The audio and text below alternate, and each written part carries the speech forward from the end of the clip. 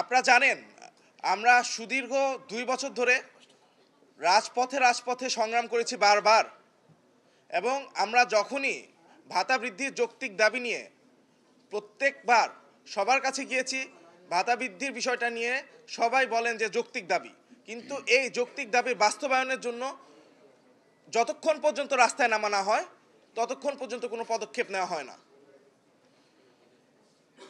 এবারও আমরা দীর্ঘ ৪ মাস ধরে সকল জায়গায় যাই এবং আমাদের ভাতা বৃদ্ধির বিষয়ে সকলের সাথে আমরা কথা বলি, এবং সকলের সাথে কথা বলার পরে যখন আমরা সামগ্রিকভাবে এই কাজটা সমাধান করতে পারছিলাম না, তখন আমরা রাস্তায় নামতে বাধ্য হই। এবং বিগত একদিন আমরা আসলে শাহবাগে অবস্থান কর্মসূচি পালন করি, এবং এর ফলশ্রুতিতে আমাদের ভাতা বৃদ্ধির বিষয়ে ডাকা হয় এবং একটা নতুন প্রজ্ঞাপন আসে। এই প্রজ্ঞাপনে বলা হয় যে আমাদের পোস্ট গ্রাজুয়েট ট্রেনিদের ভাতা জানুয়ারি থেকে ৩০,০০০ টাকা এবং পরবর্তী জুলাই থেকে ৩৫,০০০ টাকা করা হবে। এবং একই সাথে আমাদের এটাও কথা বলা হয় এবং ওয়াদা দেওয়া হয় যে দ্রব্যমূল্য বৃদ্ধির সাথে বিবেচনা করে যদি প্রয়োজন মনে হয় আমাদের ভাতাটা আবারও নতুন করে ভাবার সুযোগ আছে।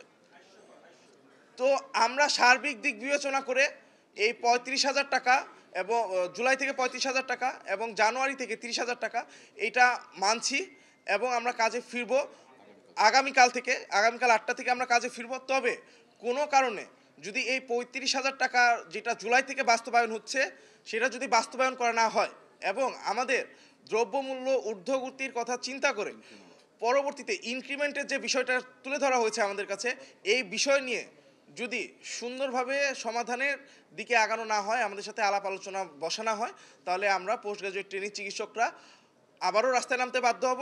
তো আমরা চাই না আমাদের প্রতিবার এরকমভাবে রাস্তায় নামানো হোক বা আন্দোলন করানো হোক।